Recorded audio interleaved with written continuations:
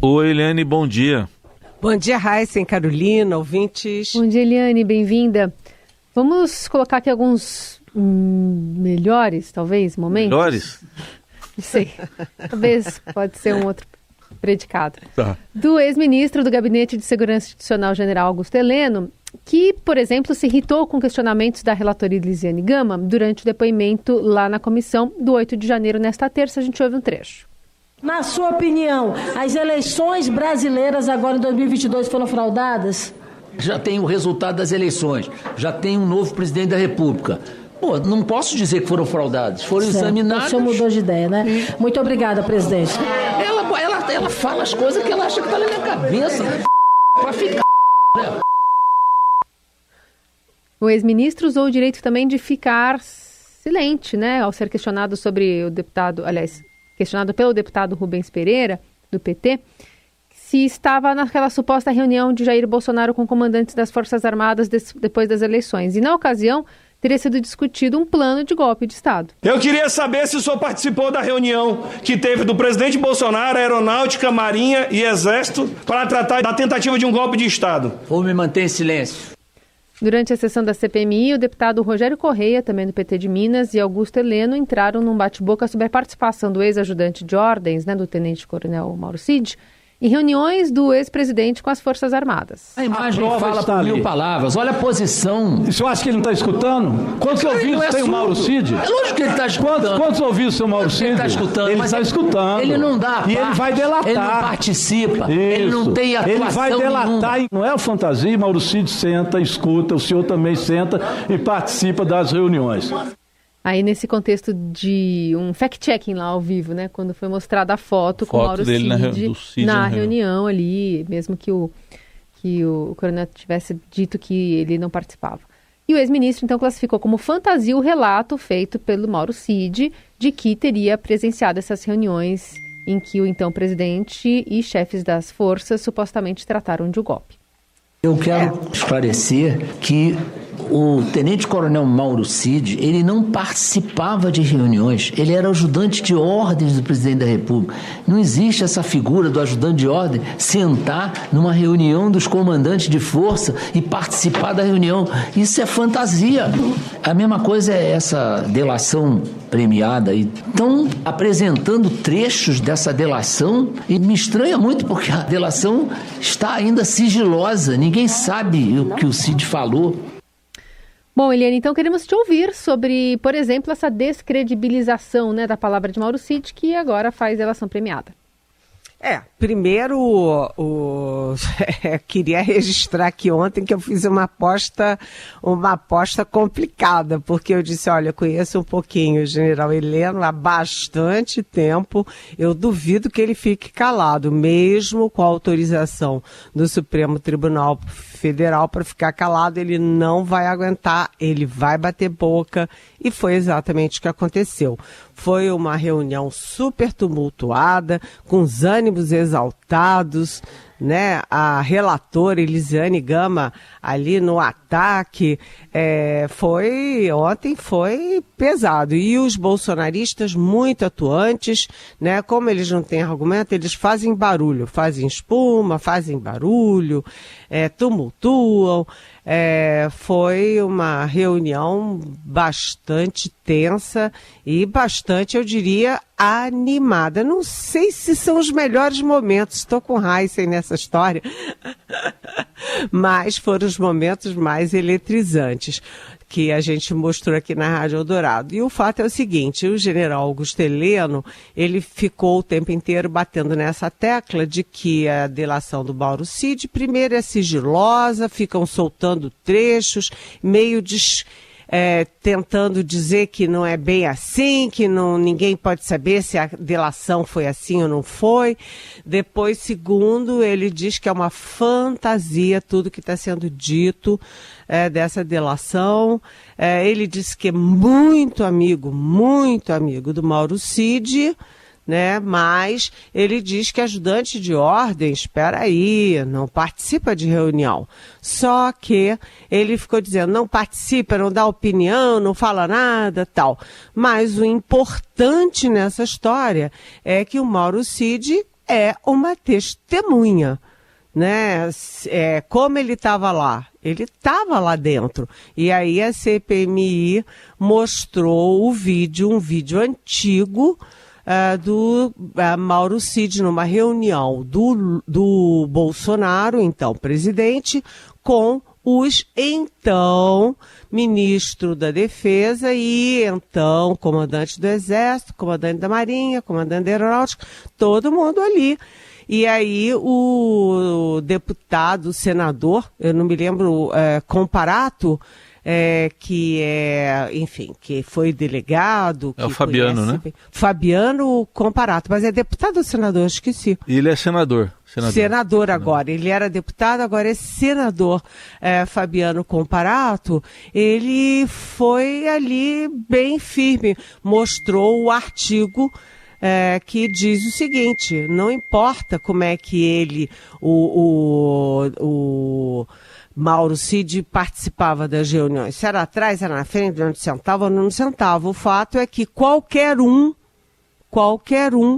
que esteja dentro da sala é uma testemunha. Aí o general Heleno falou, mas o ajudante de ordens fica ali dentro como se fosse um garçom que está entregando um cafezinho, uma água. Só que o Contarato reprisou. É verdade, só que até o garçom é uma testemunha. Se ele entra e sai da sala, se ele ouviu coisas, ele é uma testemunha, sim. Então foi muito agitado, mas o general Heleno não se saiu bem, até porque quando ela perguntou, a gente acaba de ouvir, quando a Elisiane Gama perguntou se ele participou, não foi a Elisiane, foi um deputado que perguntou se ele participou daquela reunião do presidente da República da época com comandantes militares para consultar sobre o golpe de Estado, com minuta de golpe e tudo, ele disse, vou ficar em silêncio. O que ele quis dizer com isso? Ele tinha dito para mim que não tinha participado nem naquela, nem de qualquer reunião sobre golpe. Mas ele, ao não querer responder, ficou implícito de que ele estava, sim, na reunião. Então, foi uma reunião da CPMI muito ruim para o general Heleno. Ele até aqui não estava no foco da investigação e a partir de agora ele começa a ficar. Vários ali falaram da história golpista, da ligação dele com o general Silvio Frota, que era um golpista dentro do golpe de 64. Enfim, foi ruim para ele. Foi ruim para os bolsonaristas que tiveram que fazer piruetas para tentar amenizar o clima. E a CPI ganhou muita visibilidade ontem. Tudo bem, pareceu também que ele não estava acostumado a enfrentar uma mulher ali fazendo perguntas, né? Daquele jeito que a senadora fez, hein, Eliane? Acho que ele Opa! Essa foi uma boa, é tanta coisa, né, Heisen, que a gente acaba esquecendo. Mas isso foi super importante você lembrar. Não apenas o Augusto Heleno, mas se vocês repararem os depoentes do golpe, né, ali na CPMI do golpe, eles são muito mais bonzinhos, muito mais recatados ao responder a perguntas dos homens do que das mulheres. Quando entram as mulheres, né, eles se alvoroçam e ficam bem mais machões. E aconteceu, inclusive, no depoimento da Duda Salabert, que é uma mulher trans e que o Augusto Heleno insistia de chamar de senhor. O senhor, e aí ela corrigiu, senhora. Né? Então, a questão do gênero também paira sobre a CPMI do golpe e acho que tem tudo a ver, né? Tudo a ver. Deve ouvir muito sim, senhor, só porque ele é general, então os outros subordinados dele só respondem com sim, senhor. Eliane, vamos falar agora de um outro assunto, o STF sendo peitado lá no Congresso por algumas bancadas que estão se juntando agora. A do agronegócio também querendo limitar decisões do STF por meio de mudança na Constituição. Pois é, nesse mesmo momento que a gente está aqui conversando com os nossos ouvintes, a manchete do nosso Estadão no site é exatamente isso. A bancada ruralista, tô lendo, tá? A bancada ruralista reage ao STF, inicia obstrução em votações e adere à PEC que limita poderes do tribunal. Ou seja, a frente parlamentar da agronegócio, da agropecuária, está aumentando a pressão contra o Supremo Tribunal Federal e também contra o próprio governo. Por quê? Porque se faz obstrução, quem acaba prejudicado é o governo, porque as propostas, os projetos do governo ficam paralisados. Se você tem obstrução, a pauta não anda e os projetos do governo também não. Né? Essa reação da bancada ruralista é principalmente por causa da decisão do Supremo que disse não ao marco temporal para as terras indígenas. Mas ali também de roldão vai aí a votação do Supremo, o julgamento sobre a questão do aborto e sobre a questão do porte de pequenas quantidades de droga, né? E isso aí, eles vão inclusive forçar a barra num projeto que, enfim, restitui aí o poder do Congresso para fazer lei sozinho, né? Então, essa guerra é uma guerra que a gente vem falando aqui do Congresso, e aí eu me refiro à Câmara e Senado, contra as decisões do Supremo. O Supremo com pautas de vanguarda e o Congresso em pautas conservadoras. E aí entram não apenas a bancada ruralista, mas também outras bancadas, a bancada evangélica e a bancada que defende armas. Então, é a bancada BBB, né? Bala, Bíblia e... Como é que é o outro? Boi. Hã? Boi. Boi, bala e Bíblia. Nossa Senhora. E aí, isso vai criando confusão e eles agora vão também apertar o torniquete contra o Supremo Tribunal Federal. Estão desengavetando projetos que diminuem o alcance, o poder do Supremo Tribunal Federal. Um desses projetos que já está ali passando de mão em mão é um projeto que dá direito ao Congresso de derrubar decisões do Supremo que não tenham sido tomadas por unanimidade. Decisão do Supremo que não foi por unanimidade pode ser derrubada pelo Congresso. Imagina só, isso vira uma guerra, gente. Seguimos por aqui, Eliane Cantanhede conosco, agora para falar sobre uma reunião que deve ser realizada hoje à tarde entre o presidente Lula e aquele cidadão, Eliane. Pois é, aquele cidadão.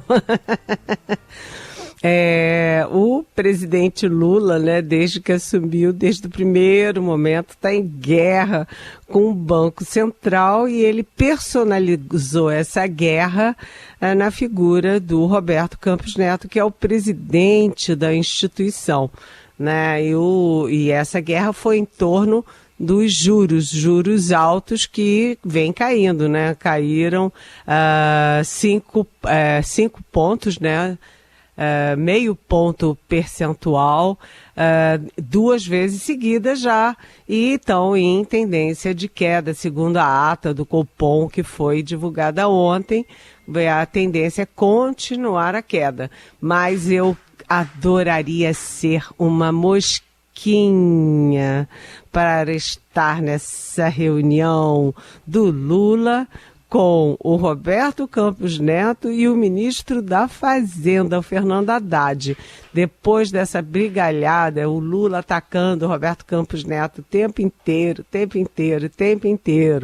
E aí o Roberto Campos Neto, que foi votar fantasiado de bolsonarista em 2022, ninguém sabe o que eles vão discutir hoje. O fato é que é como a reunião do Lula com o Zelensky lá em Nova York. É para quebrar o gelo, no mínimo quebrar o gelo.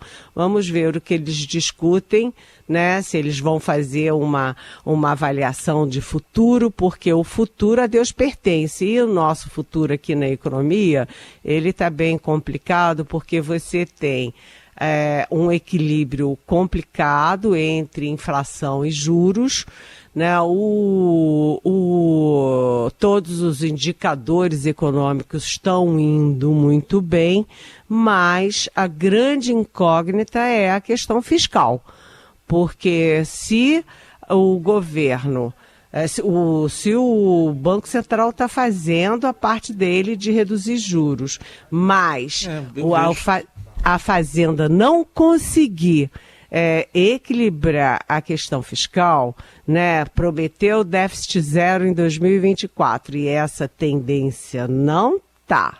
Ninguém está acreditando muito nisso, aí a coisa complica, né, gente? Então, vamos ver se a gente consegue alguma pitadinha de informação hoje para trazer aqui na Rádio Eldorado amanhã sobre um encontro no final da tarde.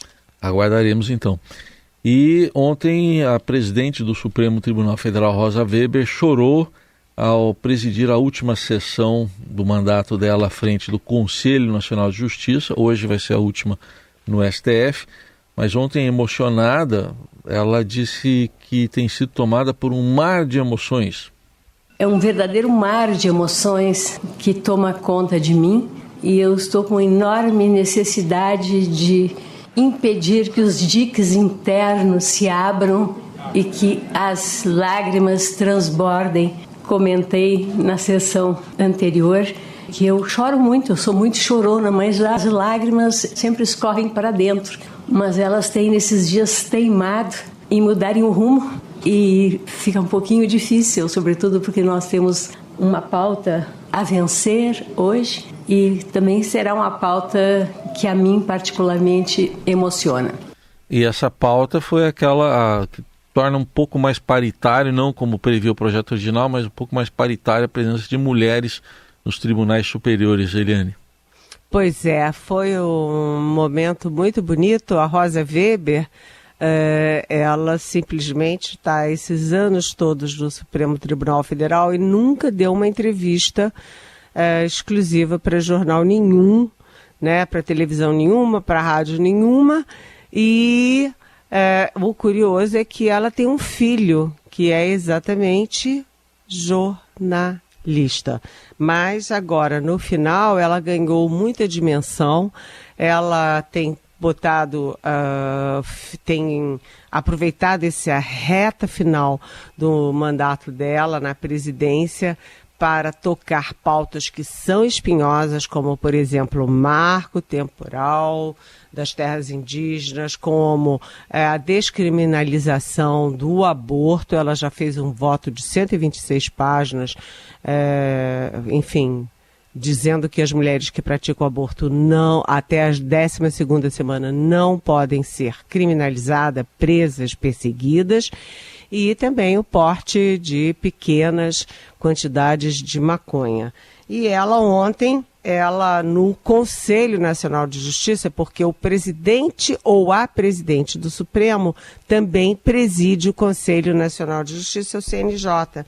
Ela presidiu, foi a despedida dela, presidiu uma sessão histórica, né? Porque o CNJ aprovou uma norma pela qual, é uma norma que a gente pode reduzir assim, por paridade de gênero nas promoções da magistratura. Hoje, 40% dos juízes são mulheres, mas apenas 25% dos desembargadores são mulheres. Qual é a nova norma aprovada pelo CNJ? É que vai ter uma intercalação de uma lista. A lista é uma lista tradicional, mista, para a escolha de magistrados, né, uma mista com homens e mulheres, e na vaga seguinte, uma lista exclusiva de mulheres. Então, uma vez para todos, a segunda vez para só uma lista exclusiva de mulheres. E dentro de vagas para a carreira por sorteio de merecimento, com, evidentemente, todas as precauções para garantir a qualidade da mulher, como tem que ser também do homem, para ocupar essa vaga.